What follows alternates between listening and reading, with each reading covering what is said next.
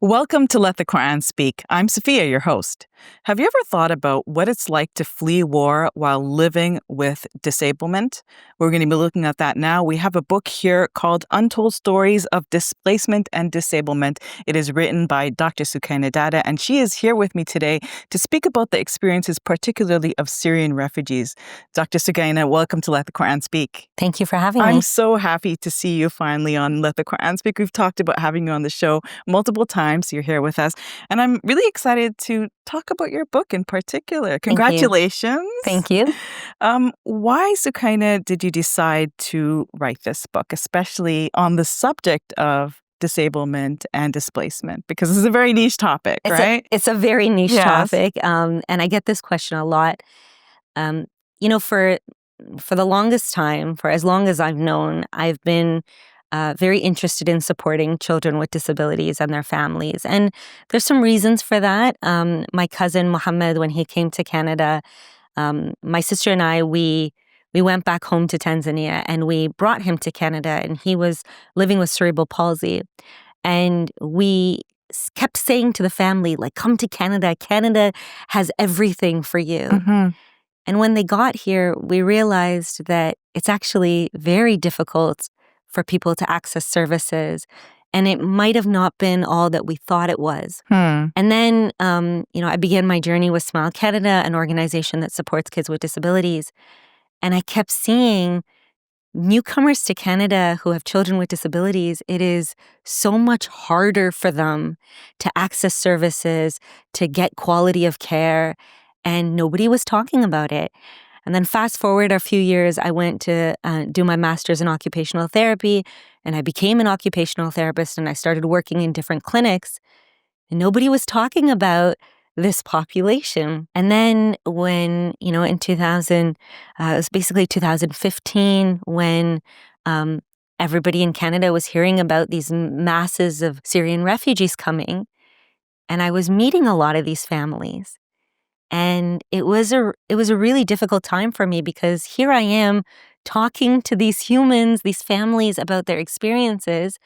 And then when I go into the clinic, nobody's talking about it. Mm-hmm. And so I decided to go and do my PhD. Specifically, I was focused on this intersection. And, my reason for going and doing the PhD was because I felt that there was an issue. But I needed the literature, I needed scholarship, I needed to present the data to the people, to the policymakers that I was trying to have conversations with. And that was the whole reason why I went specifically into this topic, is because I really wanted to share some of those experiences that I had heard, but I also wanted to ground it in theory, so that it would be considered, so that it would be picked up by the academics and policymakers. And honestly, that's my hope, is it'll lead to some change, inshallah.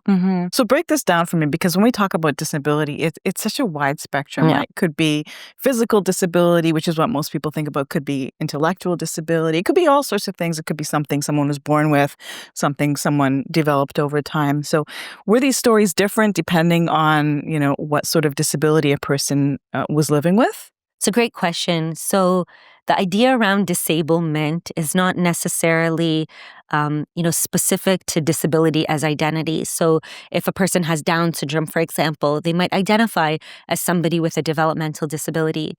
When it comes to armed conflict, and, today we see it in Gaza with the genocide, and in Sudan, we see this mass disablement of populations. And that was the thing that I was really wanting to talk about, that it's not only disability as identity, it's disablement as experience, but more than that, as oppression. That there's this intentionality around, this mass disablement. Let's not only hurt people, let's deprive them of water and of nutrients. Let's destroy their ability to socialize and to learn. And with these systems of mass disablement, what really got to me is the disability community, as in those, whether clinicians or academics, or whether that, the space of social services and community service and all this is not addressing the impact of displacement. Mm-hmm. And so over and over again, and, we see this till today with my work at Smile, like we meet people who talk about their journey, and then they say to us, but when I went to the doctor said, well, now you're here. But as a Yes. clinician who claims to be trauma-informed and evidence-based and client-centered, that person's story is valid. Mm-hmm. And it informs their experience today, right? Yeah, 100%, right? Yes. So the book goes into a little bit of like that transnational disablement. Like, what does that mean? Mm-hmm. That your story, whether it's your intergenerational trauma, whether it's your experience in another country, whether it is the experience that you faced in transition from one place to another, it's a part of your story. Mm-hmm. And if I am trying to help you with something, whether it's your mobility or how you learn or how you regulate, and I say to you, no, we can't talk about any of that, then I'm not going to get the full picture. Mm-hmm. Mm-hmm. And the irony for me is in healthcare today, we have these like catchwords like trauma-informed and we are client-centered and we're patient. We do holistic patient care. But those same individuals and those same institutions refuse to talk about issues of displacement. Mm-hmm. Mm-hmm. And so that was the motivation behind what you see in front of you. So tell me some stories. I mean, you spoke to many Syrians who are newcomers to Canada. Did they tell you about their journey from leaving Syria to arriving here and everything in between? Can you tell us a little bit about that? Yeah, so the book is really grounded in stories. And almost before I get into that, I would say that I start off the book with a little bit of my own story. And my story is not one of displacement. It isn't. I was born and raised in Kitchener, Ontario. My family's from Tanzania, but my parents and my grandparents' stories are, they're based in this diaspora of displacement, and we see the impact of medical institutionalization and just having to hide your identity and hide all the really traumatic and difficult things that happen to you. I say this often, my parents, when they came to Canada, they shortened their names. Mm-hmm. My mother's name is Zebun Nisa, and everyone called her Z, right? Yes. And it was okay for her because that's what she needed to do to fit in. Mm-hmm. Mm-hmm. When my first employer said to me, "Can I call you Sue?" I said, "No, my name is Sukaina, and you need to call me Sukaina." And the reason why I say that is because all of us, when it comes to stories, these are not made up, fabricated, tall tales. Mm-hmm. These are stories that are our life stories. They make up, what we believe and what we do and what we want to accomplish and what we want to share. And so I say that because the stories that I heard were within the backdrop of a dominant narrative on Syrian refugees in Canada that was very toxic. Mm-hmm. Do you mean the feel good? Canada's doing a really great job accepting refugees, bringing them all in. Definitely, that's part of it. It was this hero narrative. Yes.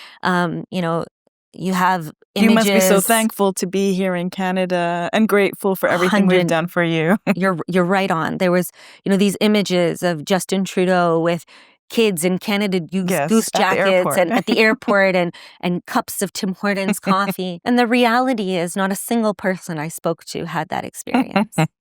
You had that one token photo op, and that was it. Mm-hmm. And, people say, well, so many people came and it was amazing and private sponsorship. And really what happened is the onus got off of the government and onto individual communities. Mm-hmm. And the stories of disablement, the impact of not only physical disability on these kids, but significant psychological, emotional trauma, then coupled with poverty, coupled with language and cultural barriers, and people are expected to navigate on their own. And so when they were sharing these stories, they were within this backdrop of this dominant narrative. And there was a very popular tweet that went out when, the then president of the United States said, we won't accept Syrian refugees. And Canada said, we will welcome them. And so what happens is that welcome narrative, it gets pushed into our institutions, education, healthcare, you name it, social services. And so I kept meeting people who said, they told me I should be thankful that I'm here now. Okay. But I'm really sad, or I'm scared, or I'm confused. And so I've left in the book longer quotations because I didn't want to, take away from what the participants were actually saying. And I'll paraphrase, but in one instance, a family was telling me about how their child was exposed to chemical substances, likely chemical weapons, but they were like, my child had high toxicity. They were exposed to these things and then they started acting very differently. But when I came to Canada, the doctor kept saying ADHD and autism. But I kept telling the doctor about their experiences, and the doctor said, I know what I'm doing. And so immediately, this very difficult situation, a situation that we pray nobody goes through, is dismissed under the banner of, you're here now, we're the professionals, so we know how to help you. I have, in one instance, somebody said, I want to go back. I don't want to be here. In another incident, a woman, and this one hits close to home for me because I had the opportunity to meet this young woman, like this young girl.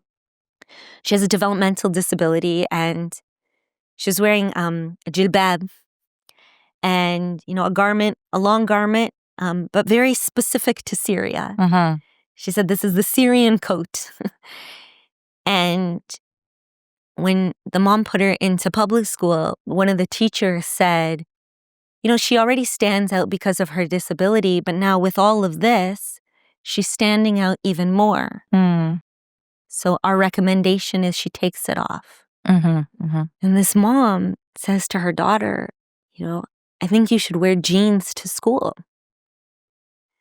And this girl said the most profound thing. She said, I'm not from Syria. I am Syria. She took it off. She went to school. And she said to her mom, I hate who I am. And when her mom was telling me the story, like she was in tears and she said, her disability is not that they're mean to her because of her disability. They're mean to her because of what she looks like. And this is the intersection I spoke about a lot in the book, that the intersection of Islamophobia and xenophobia, the intersection of ableism. There's a term that I coined specific to this topic, xenophobic ableism. That already these children were facing ableism, but it was this xenophobia that their ableism was excused because of xenophobia. They were told what to wear. They were told how to speak. They were told that their experiences were not valid. That a mom who's telling a physician, like a qualified medical doctor, about the exposure to chemical weapon, and the physician is like, I don't need to hear about this.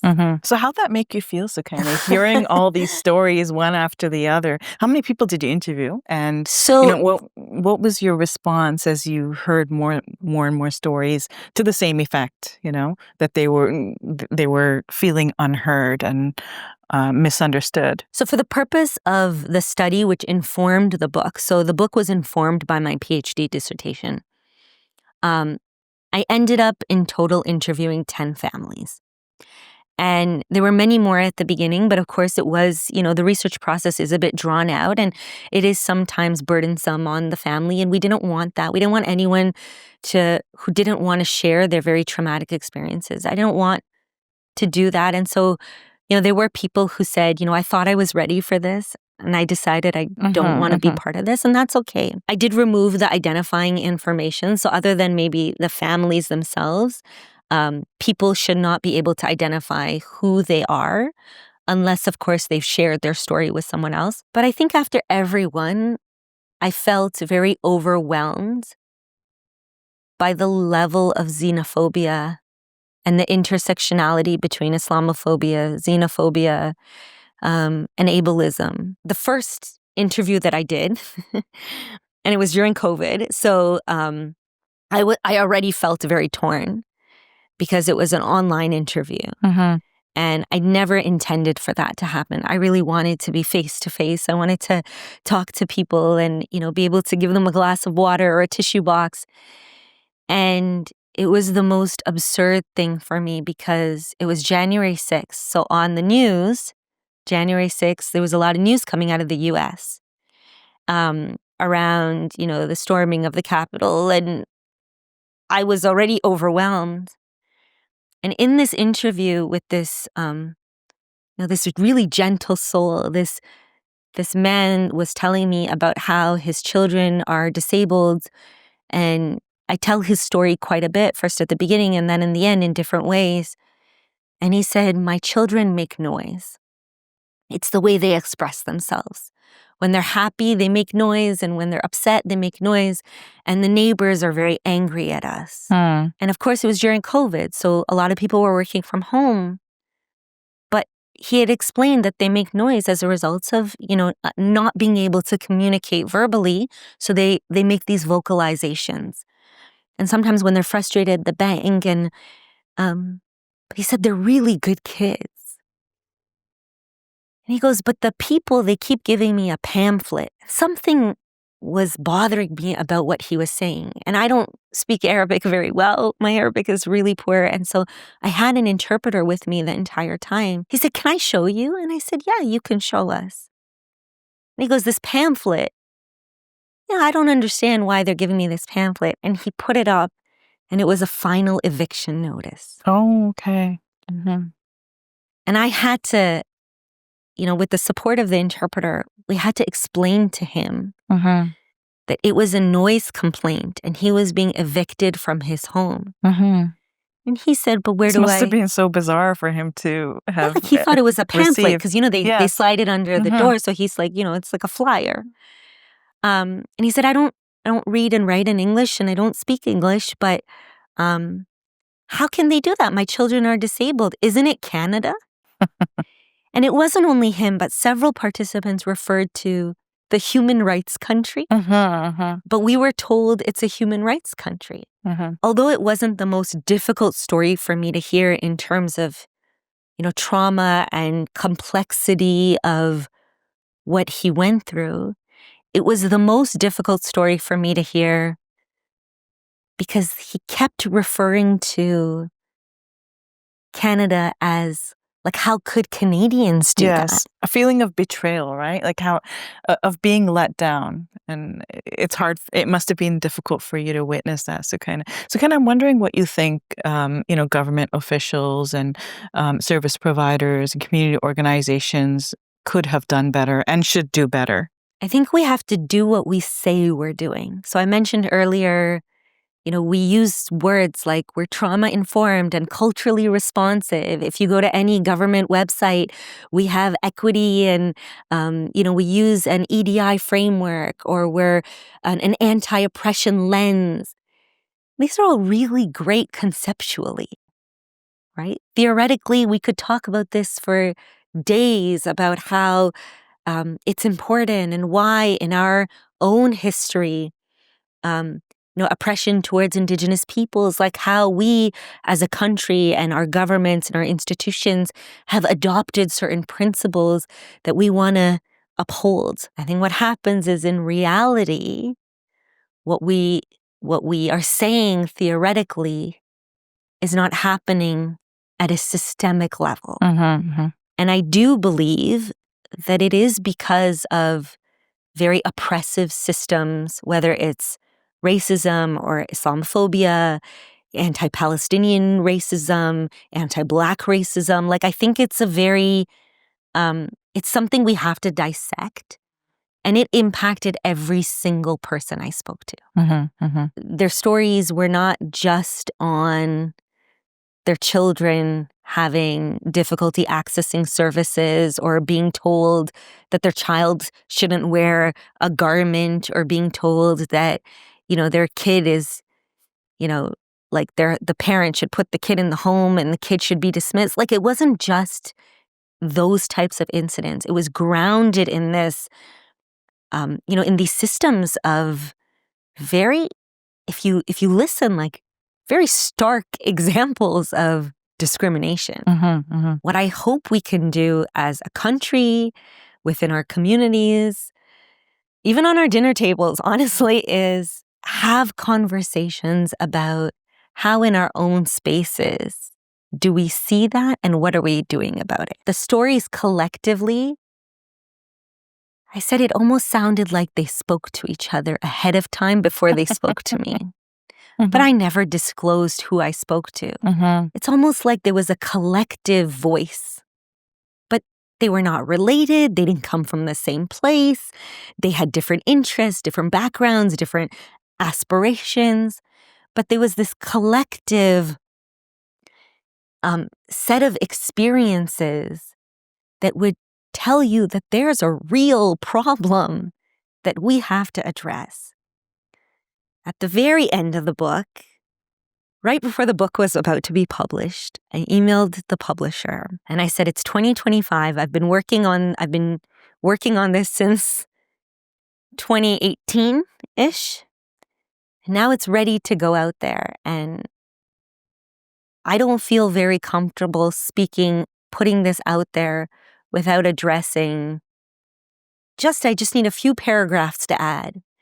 But I added a final note, you could say, called The Disablement of Gaza. Because I said, the issue of pediatric mass disablement and the intersection of disablement and displacement is something we have to address. It's something that if we don't address it, whether in the context of Syria or in the context of Sudan or in the context of anywhere, we are not going to be doing justice to these children because we're ignoring that they have to live with these, whether developmental disability or physical disability, it doesn't matter. They have to live with, not only do they have a disability or identify as disabled, but they're also an asylum seeker. That comes with his own set of challenges. And you couple those things together, and if we can't, as policymakers and educators and, like anywhere, and it doesn't matter what profession you're in, if we can't acknowledge the complexity, I feel like it's such an injustice. And I noticed this when I was studying, because I was in between migration studies and disability studies. Disability scholars rarely talk about the impact of armed conflict on disability or the impact of mass disablement, even though it is the number one cause of pediatric disability. And then you speak to migration scholars and nobody's talking about disability. And so there's these like two very separate fields of study. Yes. I'm not a pessimist. I'd like to think I'm not a pessimist. But I think there's some intentionality in that. Like in siloing, the different aspects of one's life. Like you can talk to me about your education, but you can't talk to me about your culture or where you're from. And I find that that's very harmful. We never heard about disability when we read about Syrian refugees and how Canada is doing so great. We never heard these stories. Well, thank you for trying to bridge that gap. So I have a question for you. I know that you've been dealing with newcomers from Gaza who are living with disability, and you spoke to me about this earlier. So tell me about their experiences and how similar or different it was from the Syrian situation. So I think there are some similarities in that we see families share their experiences of displacement and disability in the sense that there's a few There's a few kind of very glaring difficulties when it comes to the process of seeking refuge. So, for example, like, the going into a host country, and then, whether or not you have legal rights in that host country, and then making your way to Canada. For many, many of the families, in fact, all of the families actually I spoke to, the journey out of Syria to Canada, this was their first time in Canada. And all of them had shared difficulties. For example, many of them spoke about the weather and how they didn't know that this is how it would be, the extreme cold weather. Many of them talked about transportation and how they had no idea that to go from one place to another, it would be so difficult, and using public transportation. And I think all of them spoke about financial difficulties in Canada, how expensive it is. People don't know this, and I say this a lot whenever I get an opportunity to share, that less than 6% of pediatric disability-related costs are covered by government, by government funds. Just generally, not particularly not for particular refugees. to refugees. Okay. So, for example, if your child needs adaptive equipment, assistive technology, therapies, about 6% is covered. And the rest of it, if you have great supplemental insurance, it doesn't go very far. And so what do people have to do? They have to decide whether or not they're going to have enough food to eat, that their child gets that wheelchair that they need. Like, I hear these stories all the time, and I heard these stories with the families that I work with, and I hear these stories from the individuals who evacuated from Gaza and who came to Canada and who I have the privilege of working with. There's some glaring differences as well. And one of them is that the families who came from Gaza, they were not refugees. They are not refugees. And so already we see that there is a level of disparity that exists. Refugees get access to refugee services. They come a particular route. And we see the discrimination amongst refugees. Some refugees get more, some refugees get less. The families who evacuated, they came on a temporary resident permit. It's a very different scenario when it comes to accessing healthcare. So that's the first big piece. The second is, and I'll say this about myself, I have never faced pushback in my entire career the way I have in speaking about the Palestinian clients that I work with. I've had physicians say, I can't hear about those people. I've had academics tell me that I'm allowed to present, but not use a case study of a Palestinian family. I personally have never experienced that. And so I think that, what we see till today in Gaza is this mass disablement, specifically of children. And there's evidence out there, and everybody knows this, more amputees in Gaza than in human history. Like, if our bar is human history, it is something that every pediatric physiotherapist, occupational therapist, pediatrician, everybody should be talking about it.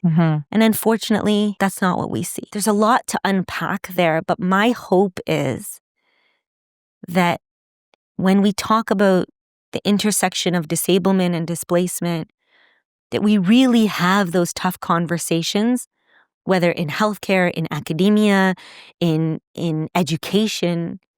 These kids that I work with, they go to school. And I recently met a young woman, young girl. She's like my child's age, and she experienced a lot of difficulty with some facial deformities. She's missing some facial bones, a lot of difficulty with her mobility. And when I met her, I came to find out that the school not once asked the family or asked the child if she needs access to any special education support. And she had difficulty engaging with her peers, difficulty walking, difficulty with communication. Like, we have to ask, why is that? Mm-hmm. Like, why is it? These are professionals. They know how to support people. Why is it that they ignore her story? And so, in the book and even in my day-to-day work, I come to this notion of storytelling. And, you said earlier, like, what would you tell people? Like, what do you want to see? Like, what do you want people to do? My answer might be oversimplistic, but I want people to really actively listen to the stories that are being told. Mm-hmm. And if we have any opportunity to not tell stories for people, because we don't want to do that. I have no right to tell stories for anyone. But to help elevate the stories that we're told, help vocalize, help share. Because, these kids that I work with and their families, I call it untold stories because they were not reluctant or hesitant to tell me. They were reluctant and hesitant to have their stories suppressed. Like, they're like, we're telling you, but are people going to believe us? Like, are people going to, are they going to just tell us that we're making it up? And this is where you see those dominant narratives like, oh, you're here now, so it's okay. Like, this is where you see the danger in that. So even for the families who are coming to Canada and for families who will come to Canada, regardless of where they're from, we have to honor the stories that they're telling, and we have to honor the truths that they're telling. And we have to do something about it. Mm-hmm. Sukaina, thank you so much for this amazing contribution, Untold Stories of Disablement and Displacement. It's required reading for every person of conscience, and we're hoping it leads to greater good. So thank you so much for writing this book, and thank you for joining us. Thank you. I appreciate it. It's my absolute pleasure. I'm excited to have this conversation, and I hope people can benefit from it. I pray for that same thing, Sukaina. Inshallah. Thank you so much. Assalamu alaikum. Welcome to Muslim Media Hub, the new home of Let the Quran Speak. Here we spread positivity and good. We help people experience the beauty of Islam and help them appreciate and understand Muslims. This beautiful building we purchased at cost $2.3 million. Yeah, we've already raised a third of that money, and with your help, inshallah, we can pay off the rest. So we're looking for people who can give $1,000 each. If you can be part of the select group, that's amazing. Otherwise, just please give whatever you can. Every dollar counts. It's our collective responsibility to share the message of Islam with our fellow human beings. Please help us continue this good work. It's a sadaqah jariyah, something that will continue to be a benefit to the Muslim community long after Safiyyah and I are gone. Please support our work at muslimmediahub.com. Your support is zakat eligible and tax deductible. May Allah bless you and your loved ones today and always. Assalamu alaikum. Assalamu alaikum.